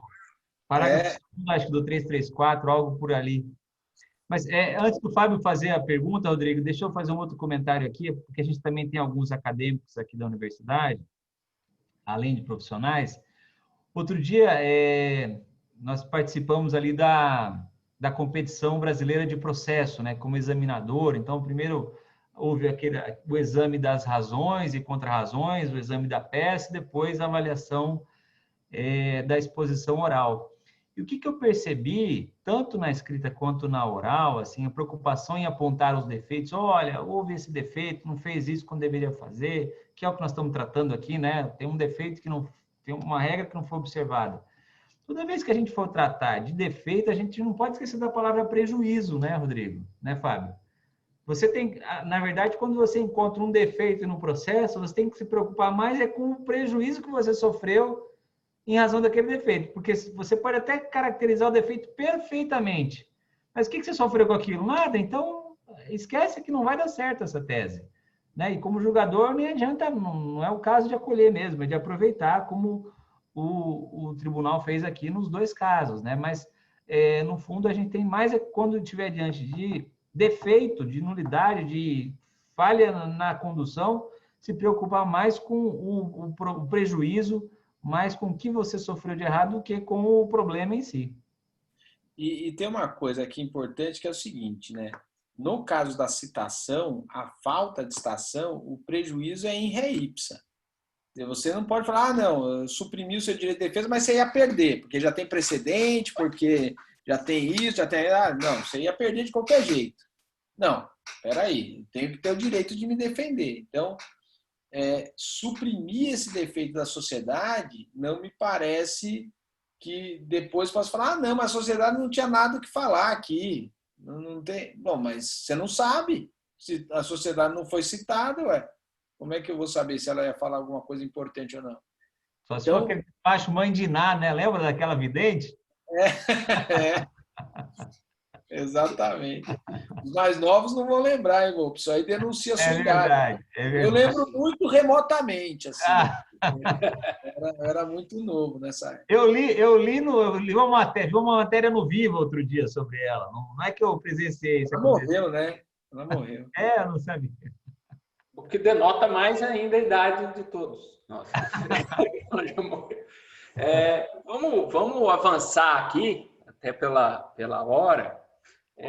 As outras, tem uma segunda e uma terceira questão que eu queria unir aqui, fazer, na verdade, uma só, até já falamos um pouco sobre elas, né? Se o resultado dos dois julgamentos, eles estão alinhados com o 601, no que diz respeito a que os sócios e a sociedade serão citados para um prazo de 15 dias, concordar com o pedido ou apresentar contestação. E também, se o resultado dos dois julgamentos, de alguma forma, se encaixa na exceção do parágrafo único, que diz que a sociedade não será citada se todos os seus sócios o forem, mas ficará sujeita aos efeitos da decisão e a coisa julgada, que para mim é a parte mais preocupante de se fazer coisa julgada sobre quem não participou do processo. Então, nesse ponto, é que eu faço uma leitura. Eu acho que essa parte final até complicou um pouco, porque ela dá essa impressão, o sujeito não vai participar do processo e vai ter coisa julgada contra ele. Não é verdade, assim, pelo menos na minha interpretação. O que acontece aqui é que ele não vai ser citado, mas ele vai ser sujeito à coisa julgada porque ele é parte. A questão não é se ele vai participar ou não do processo, ele participa. A única dispensa é da citação. Você não vai ser citado porque todo mundo já foi, você já tem ciência desse processo. Se você quiser, você se defende. Agora, dizer que pura e simplesmente vai ter coisa julgada e dar uma interpretação de que a coisa julgada se faz contra quem não participou do processo, ao meu ver, viola o princípio fundamental do processo, que é o devido processo legal. Não tem como o sujeito ser condenado a pagar uma conta sendo que ele não teve oportunidade de se defender, de participar do processo, né? Então, isso aí seria uma situação, digamos, extravagante do sistema para um terceiro, coisa que não há, né? O terceiro ser condenado sem participar do processo a pagar um valor, enfim, a ter alguma consequência jurídica, né? Essa parte final realmente ela é complexa, né? Concordo com o que você diz, que não é possível você vincular o resultado do processo a quem dele não participou. Aliás, tem a regra lá do 500 e qual que é o artigo que trata da coisa julgada? Do 506, né? Que expressamente diz que a coisa julgada não atinge terceiros. Então, teríamos aqui, em tese, uma antinomia entre o 506 e o parágrafo único do 601. O 506 dizendo terceiros não são atingidos pela coisa julgada e o parágrafo único dizendo o oposto. É estranho mesmo essa previsão legal. Veja, aqui só tem um comentário, Rodrigo, porque você vai e fala assim, não dá para a gente dizer que quem não participou está condenado, mas naquela proposta sua, que eu estou concordando plenamente, eu estou defendendo, que você tem razão nisso. Meu amigo, né, Volpe? Você tem que me ajudar, né? Esses dispositivos 601, 2 e 3, eles tratam de dissolução, né? Então, daquela primeira fase. Então, ok, a empresa está sujeita, ela vai ter que ter lá uma diminuição de capital, vai ter que se remodelar em função da decisão que determinou, que acolheu a exclusão de um sócio. Mas na segunda etapa, na hora de apuração de haveres, é impossível não participar. Não dá para a gente dizer que está certo isso aqui. Né? Não dá para... A empresa tem que participar. Não, eu entendo que ela tem que participar, inclusive na primeira etapa. É dispensada. É estranho, né? Achar que... Como que ela participa sem ter sido comunicada formalmente? Porque o mandado vem expresso, vem lá o destinatário do mandado. É o João. Ou é a empresa representada pelo João. Então, se é o João, é para ele, pessoa física, CPF. E não a empresa, embora ele seja o administrador, né? Sim, é estranho. Eu concordo com você, mas bem ou mal, a lei concedeu uma espécie de procuração para que os sócios, se todos eles receberem, é como se tivesse uma procuração para receber em nome da sociedade. É uma espécie de... uma presunção até, Rodrigo. Presume-se que ela foi citada. Presunção de conhecimento da demanda. Mas, eu li em algum livro, parece que é o Daniel, que está defendendo que isso aqui seria uma espécie de substituição processual, que o sócio em nome próprio, em função de extrai daí uma alteração para o sócio em nome próprio estar defendendo o direito da empresa e, em consequência disso, vincular ela ao resultado da causa. Será que dá para levar para esse caminho? Eu acho que não, pelo seguinte, se a gente for ler o texto, o caput, ele fala, os sócios e a sociedade serão citados para no prazo tal concordar com o pedido ou não. E aí depois, a sociedade não será citada se todos os seus sócios forem. Quando, ao meu ver, tá? Ele diz o seguinte, há um litisconsórcio necessário, a leitura que eu faço. Há um litisconsórcio necessário entre sócios e sociedade. Tanto isso é verdade que depois, quando ele fala lá no 603, que ele fala o seguinte, bom, se bem que aqui no 603 ele não fala da sociedade, né? Ele fala que... Não especifica quem, né? O 603. Não indica quem, é verdade. Agora, aí o que acontece? Muito bem, mas apesar disso, o 601, ao meu ver, ele fala assim, há um litisconsórcio necessário entre sociedade e sócios. É isso. Parágrafo único. Olha, sócios, se vocês forem citados, todos vocês, vai ser dispensada a citação da sociedade. Isso não significa que a sociedade, se vocês forem citados, já acabou, já se deu, já começa a fluir o prazo para contestação. Não. Isso daqui é uma regra de sanabilidade. Todos os sócios são citados, todos contestam, às vezes se perde a questão da citação da sociedade. Porque todo mundo começa a contestar, às vezes são vários sócios, etc., e ninguém lembra, mas a sociedade não foi chamada aqui no processo. E o que o código tentou fazer foi o seguinte, mas se todo mundo está participando do processo, a sociedade sabia, então ela tinha condições de se defender, então ela vem e se defende, ela vem e apresenta a sua defesa. Né? Isso que está falando está muito interessante hoje, está me fazendo pensar bastante. Vamos lá. Sócios e sociedade serão citados, mas o autor esqueceu de colocar a sociedade no polo passivo. O juiz, ao receber a petição inicial, ele deve determinar a emenda e especificar, olha, você esqueceu de ler o 601 caput, você tem que emendar para colocar a empresa.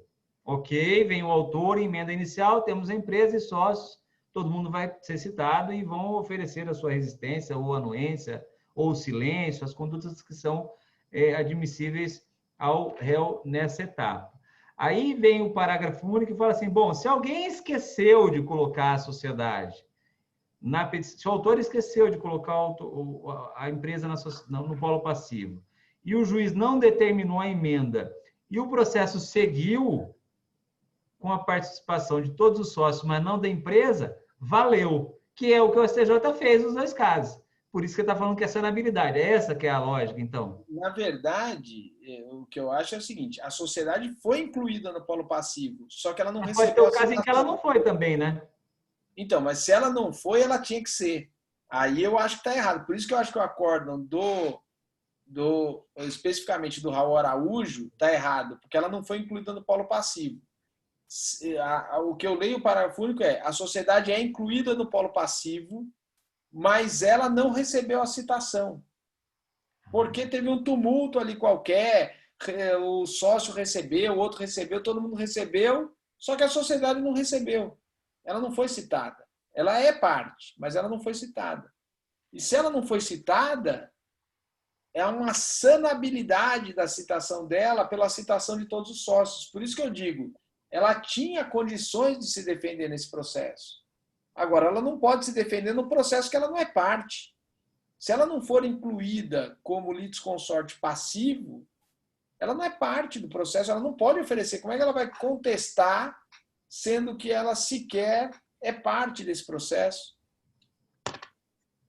Você entendeu? Entendi. Mas é estranho, né? Você imaginar um processo em que um dos réus... Aí você está reduzindo bastante o campo de incidência desse dispositivo. Porque aí não tem sentido, mas ficará sujeita... Se ela já é parte no processo, ela vai ficar sujeita mesmo. É isso. Mas é que esse mais está dando a intenção de que é algo excepcional. Tipo assim, ela não vai participar, mas ela vai estar sujeita ao resultado do processo. Não é que ela não vai participar, ela não será citada.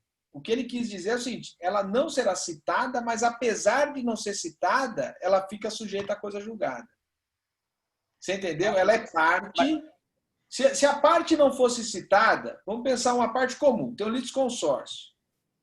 Qual que é a solução que o código dá? Se for um litisconsórcio simples e ele não foi citado, o litisconsorte é ineficaz para ele a decisão. Vale para o outro, não vale para ele. Se for um litisconsórcio unitário, aí há um vício do processo todo, há uma nulidade, diz a lei, e, portanto, é até uma causa que poderia ser considerada inexistência. Mas tudo bem, é nulidade, como trata a lei, e vai invalidar. O que ele está dizendo é o seguinte, há um litisconsórcio, é um litisconsórcio necessário e não haverá citação. Se ele não coloca isso daqui, qual que é a consequência? Você vai buscar na regra do litisconsórcio para dizer assim, bom, litisconsórcio necessário não citado é um litisconsórcio unitário, porque ou o sujeito sai da sociedade ou ele fica, não tem outra solução, sai ou fica para todo mundo.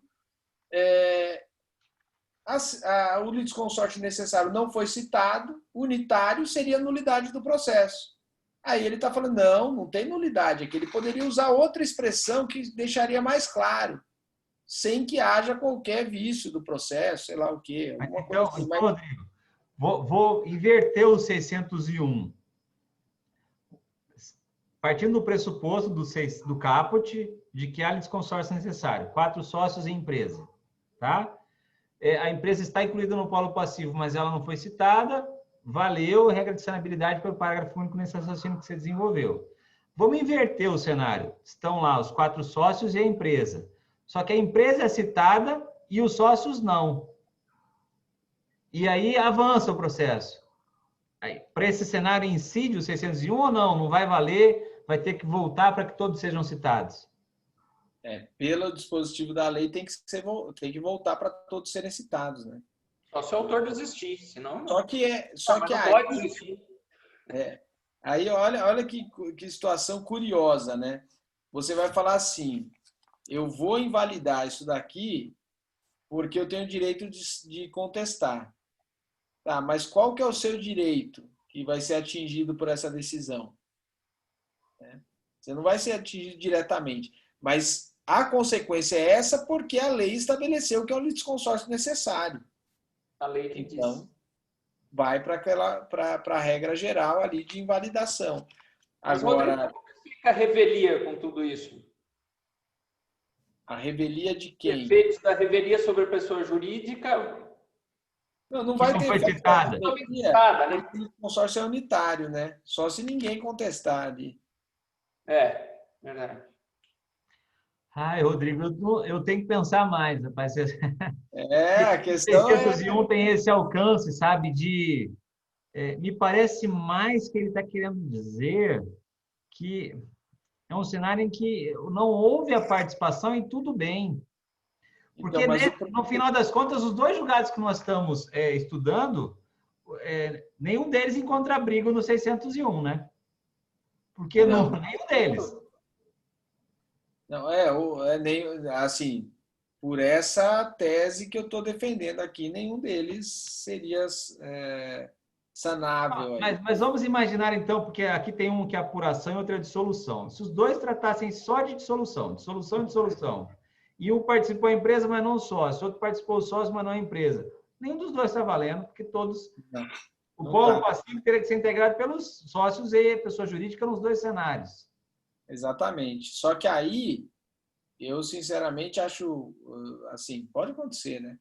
O sócio querer invalidar para ser citado, etc., muito embora ele não tenha pretensão própria aí a defender, né? Ele vai defender por força da lei, a lei está estabelecendo essa situação.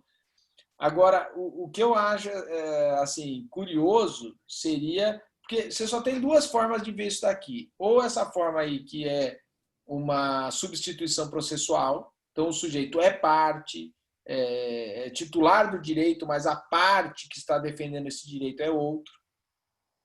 Ou senão ele não está sendo defendido.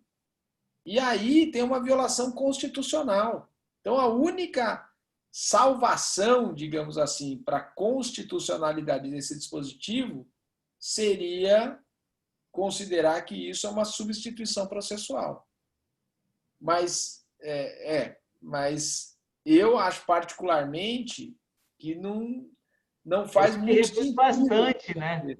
Reduz Oi? bastante o campo de incidência dele se for para um cenário em que o polo passivo está composto por todos que deveriam participar e por alguma razão alguém não foi. Reduz bastante. Acho que o propósito foi outro, foi de criar uma figura diferenciada e análoga, é uma substituição processual diferenciada, porque senão é muito estranho, muito estranho. Talvez estudar se esse dispositivo é uma substituição processual dê um tema para um artigo, só isso. É um né? tema Só esse parágrafo.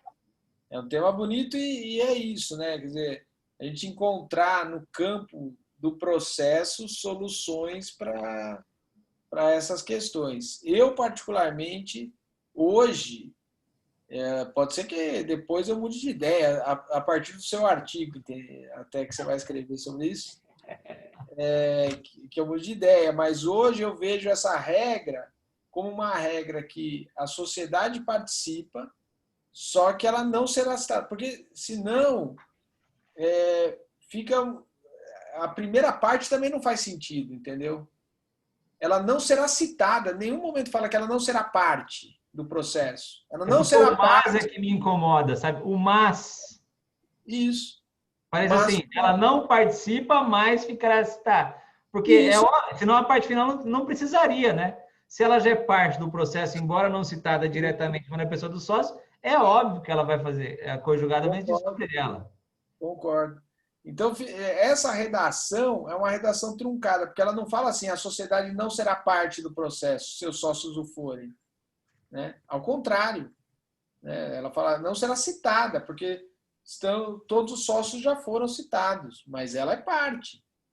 Porque depois, como é que você vai executar a decisão contra ela? Você fala, bom, só nesse caso de substituição processual. Mas é algo estranho, né? Muito. É algo estranho.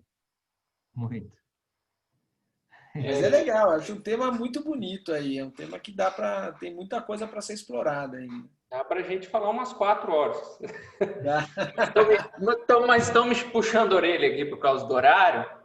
Vou tentar fazer mais 2 perguntas em uma só aqui, que é o seguinte, eu acho que a gente já discutiu isso a respeito se existe ou não efetivamente o litisconsórcio necessário da pessoa jurídica e seu sócio na ação de dissolução, proposta por um sócio de sociedade por causa de responsabilidade limitada. Me parece que é uma exigência legal, a gente não tem que... existe porque a lei quer, a lei estipulou que é um litisconsórcio necessário. Oi? O que aconteceu? Tinha um microfone aberto, Oi, mas já me ouvindo? Está resolvido. Está resolvido. Resolvido? Estão me ouvindo?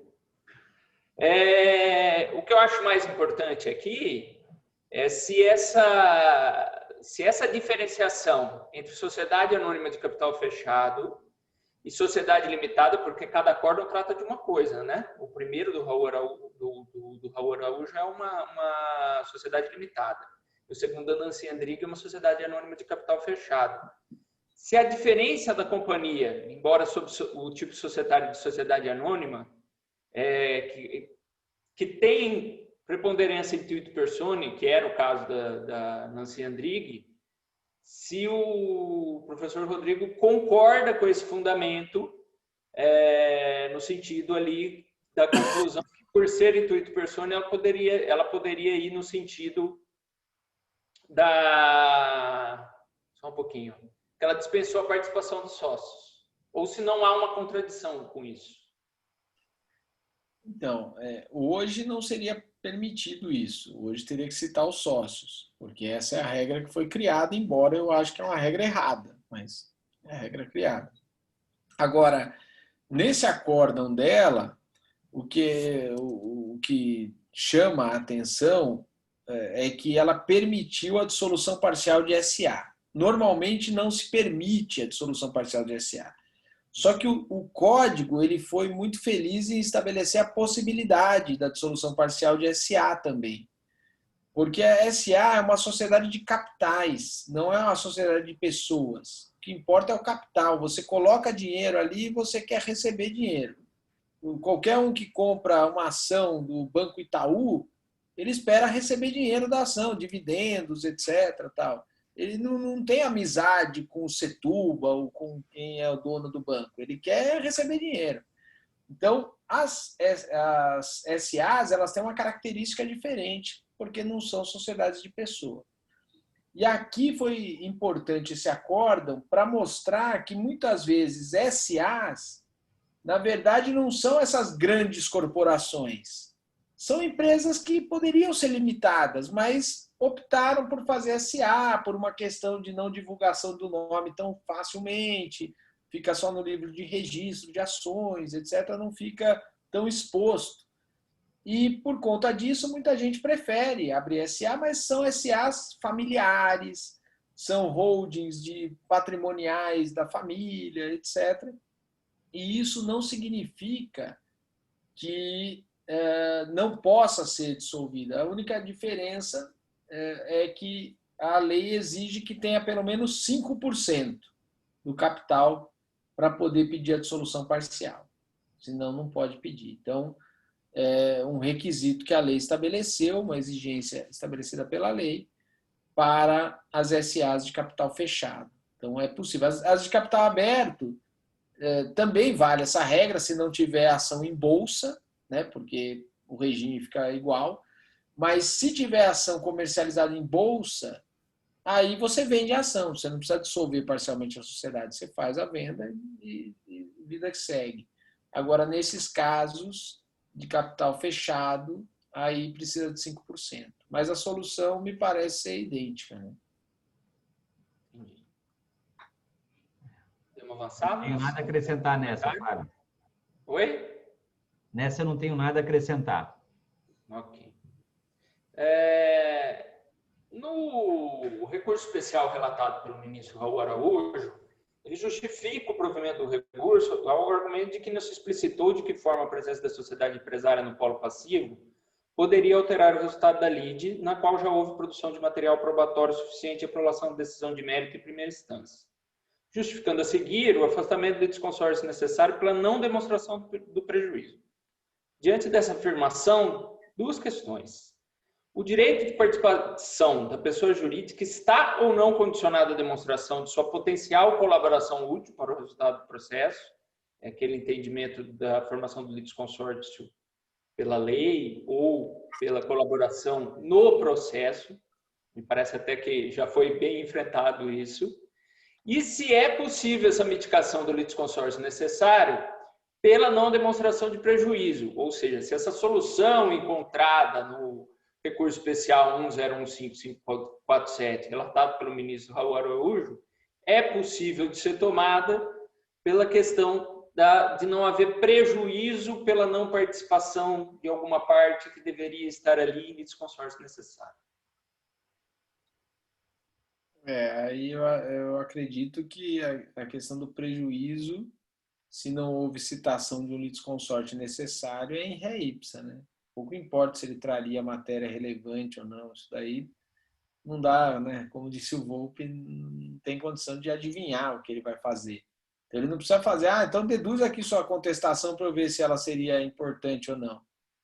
Aí não é o caso, né? Então, eu acho que a invalidação aí seria uma providência necessária para assegurar o direito de defesa, mas eu reconheço, não é, não, mas pô, isso daí vai reduzir demais, vai restringir, mas eu acredito que as partes tenham o direito, né, de exercer a sua defesa da maneira que lhe parece mais adequada para a defesa do seu direito. Aqui, para acontecer um cenário desse, de chegar nesse estágio, né, de o tema só ser tratado no STJ, tem erro de 3, né, Rodrigo? O primeiro, o autor, que manejou mal, depois do juiz, que não determinou a emenda quando deveria fazê-lo, e, por último, agora, do réu, que não cumpriu ali o 338 né, quando ele de dizer, olha, se não só para dizer eu sou ilegítimo, o legítimo é o outro que está fora, na perspectiva de ser excluído, mas pelo menos para corrigir o polo passivo. Acho que uma das dimensões lá do 338 pode ser essa.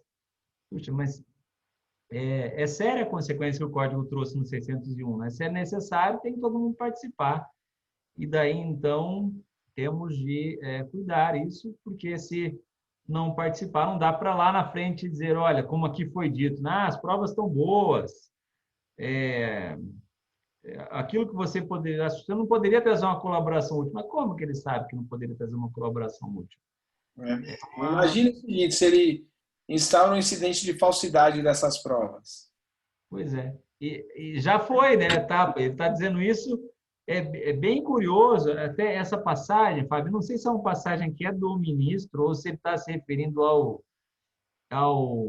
acórdão do Tribunal de Justiça, mas é curioso, né, o tribunal que não enfrenta provas utilizar o argumento de que as provas, por exemplo, foram boas para cá. Quer dizer, está dizendo, ele fez juízo sobre a adequação da prova para depois dizer que não tinha nada melhor a ser produzido.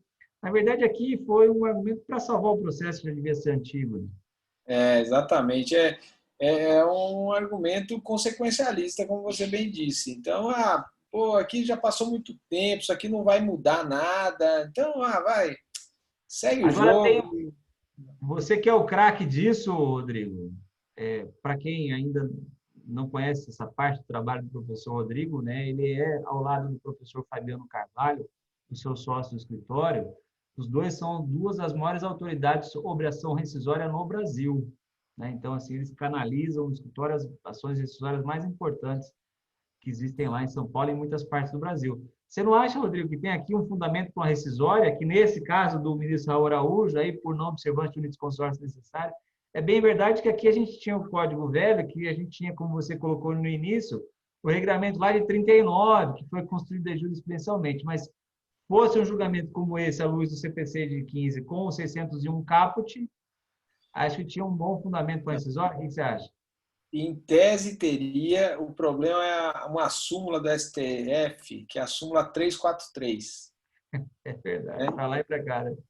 Ela fala que não cabe rescisória quando a matéria era divergente ao tempo da decisão rescindenda. E hoje a matéria é divergente, né? Então, seria difícil encaixar a rescisória, infelizmente. Legal. Contigo aí, Fabião. Acho que a gente já podia encaminhar, né?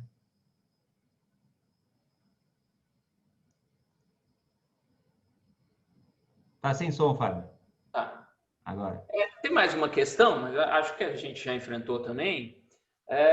Se existe antinomia entre o 506, que diz que a coisa julgada não prejudicará, já foi citado por você, inclusive, né, Luizinho? Não prejudicará os terceiros, eventualmente, o parágrafo único do artigo 601, que diz que mesmo não sendo citado, não participando do processo, a sociedade ficará sujeita à coisa julgada e como nesse caso, fica também o princípio da autonomia da pessoa jurídica. Né? Aqui temos 3 respostas, né, Rodrigo? Me permite começar essa? Porque claro. Na sua pergunta você fala, mesmo não sendo citada e não participando do processo. Quer dizer, se ela não foi citada e não participou do processo, não dá para a gente dizer que ela é atingida pela coisa julgada. Temos que observar o 506.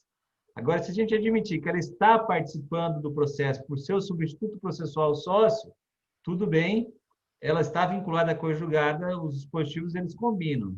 Agora, naquele terceiro cenário, em que ela também participa do processo, embora ela não tenha sido citada diretamente, mas foi citada indiretamente na pessoa do sócio, ela também está sujeita ao resultado do processo. Então, eu só vejo que haveria uma antinomia, mas aí seria, então, uma disposição inconstitucional dizer que o terceiro está vinculado ao resultado do processo e não participou nem direta, nem por meio de um substituto processual. Eu sugeriria rapidamente assim. Perfeito, perfeito. Eu acho que é isso. Depende de como é visto o problema, né? Se a pessoa vê, não participou, eu não posso ser condenado sem participar do processo, então é inválido. Agora, se entender que há uma substituição processual e que pode exercer a defesa pelo substituto, né, que seriam os sócios, aí a solução é pela validade. É isso aí. E aí, cabe coisa julgada aqui? Caberia rescisória aqui? Mas você tem que pensar o cenário. Não, depois eu penso melhor sobre essa hipótese. Maravilha. A última questão, também acho que nós já enfrentamos, poderíamos discutir um pouquinho mais, é essa questão que foi do acórdão aí relatado pelo ministro Raul Araújo, se o lapso temporal transcorrido entre o início do processo e a data que constata a existência do litisconsórcio necessário é ou não determinante para a declaração de nulidade, né? Me parece aí que foi realmente uma decisão casuística, né? Então, não foi... Ele, na verdade, até admite que deveria haver um litisconsórcio necessário, mas como não há prejuízo, paz des nullités sans griffe e resolvemos o problema. Me parece que foi essa a solução encontrada, né? Na verdade, não poderia ser determinante, mas acaba sendo por uma solução casuística para não se perder aqueles atos que já foram praticados ao longo do tempo.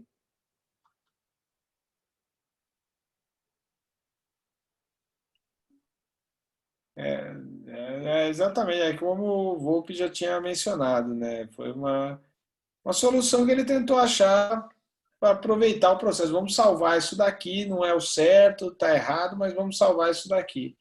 A única coisa que me preocupa é isso, como agora é considerado um precedente, embora não seja um precedente obrigatório, porque foi proferido pela turma, mas é uma referência. Os julgados do STJ são a referência. Aí a pessoa fala, não, o STJ admite, não tem problema. Aí a gente começa a flexibilizar coisas que não deveria, mas vai tendo uma flexibilização enorme e aí o processo fica meio bagunçado, a gente fala, não consegue entender bem por quê, mas é por isso, vai flexibilizando ali, e depois, a hora que vai ver, está já uma colcha de retalhos em relação ao que deveria ser realizado. E aí, né, Rodrigo, a gente acredita na tese, e aí quando vai ver o nosso tribunal aqui entende o contrário, e a gente não consegue subir o recurso especial, porque no nosso ele vai dizer que é questão de fato. Exatamente. No nosso é questão de fato sempre. É verdade. Bom, eu As não tenho nada a perguntas... acrescentar nesse, viu, Rodrigo? Estou contigo também. Muito bom. Bom, vamos encerrar, Fábio? Me permite? Vamos sim. Bom, eu quero então... Queria agradecer primeiro ao convite aí do Luiz Henrique para substituir a professora que teve outro evento, né? Fiquei muito contente em participar e realmente o Luiz Henrique já vem me falando há muito tempo do quanto é legal essa oportunidade e o formato do debate que está sendo feito aí pela Universidade Federal do Mato Grosso do Sul. Agradecer e parabenizar também o Dr. Rodrigo Barioni pela excelente exposição e os debates também que foram feitos. Espero encontrá-lo mais vezes, né? Vamos esperar essa pandemia, ou pelo menos essa vacina para janeiro chegar. Quem sabe chega, pelo amor de Deus. E a gente poder se encontrar pessoalmente em outras oportunidades. Agradecendo também a participação e a paciência de todos os ouvintes. Valeu. Obrigado mais uma vez. Bom, quer falar um pouquinho, Rodrigo? Tem uma pergunta. Eu estou vendo aqui que a Ana Pérez fez alguns questionamentos, em especial agora o Rogério também falou sobre o livro. Explica um pouco mais aí do seu livro, Rodrigo. Quando que vai ser lançado? Qual é o título? A editora? Como é? O livro chama Comentários ao Código de Processo Civil e eu elaborei, agora eu esqueci até o número do volume, para falar bem a verdade, olha que coisa feia.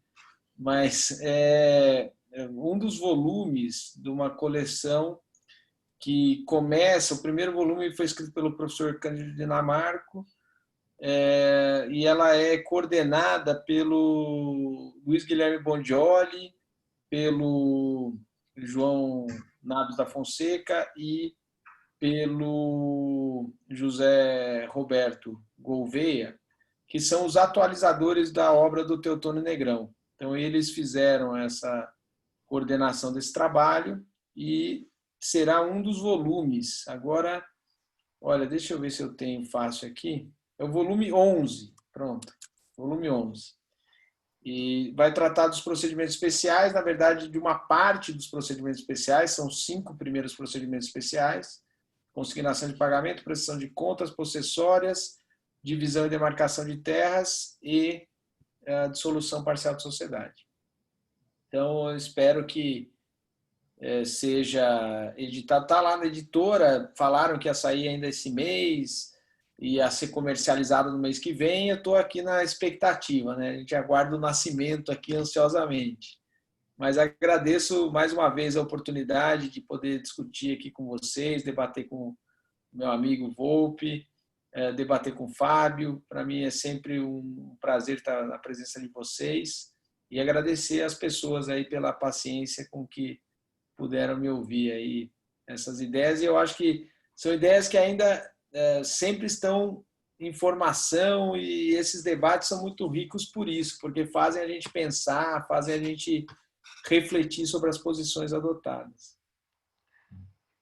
Bom, eu quero, para finalizar, agradecer demais a gentileza do Fábio Camilo, que é meu querido amigo desde o tempo da escola. Estudamos juntos no mestrado lá no PUC em São Paulo, que atendeu ao nosso convite hoje após o almoço, quando a Lívia comentou da extensão do evento que ela ia participar antes. Então, obrigado por atender esse convite aí e desempenhá-lo com tanto brilho, tão em cima da hora. E parabenizar o Rodrigo pela belíssima exposição, interessante, completa. A gente passou, Rodrigo, mais de 20 minutos do tempo limite, que é de 1h30. A gente é entre 1 e 1h30. Nós estamos a 1h50 e as pessoas continuam aqui conosco. Então, esse é o evento mais longo dos 3 que a gente já fez. Te agradeço, te parabenizo, né? Muito obrigado mesmo pela gentileza de participar aqui.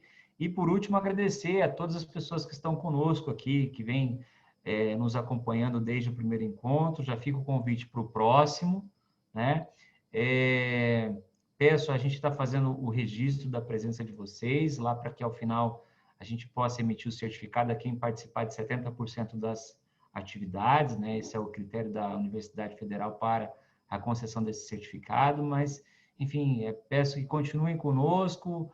O formato parece muito interessante, eu mesmo estou gostando muito de discutir processo a partir dos casos.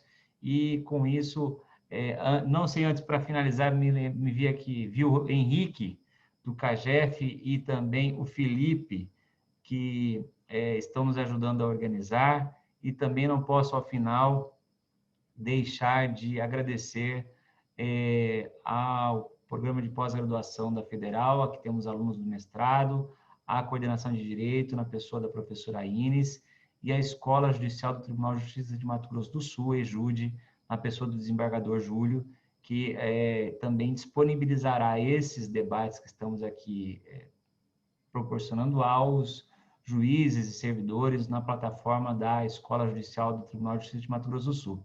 Então, muito obrigado, e com isso encerramos o nosso debate por hoje.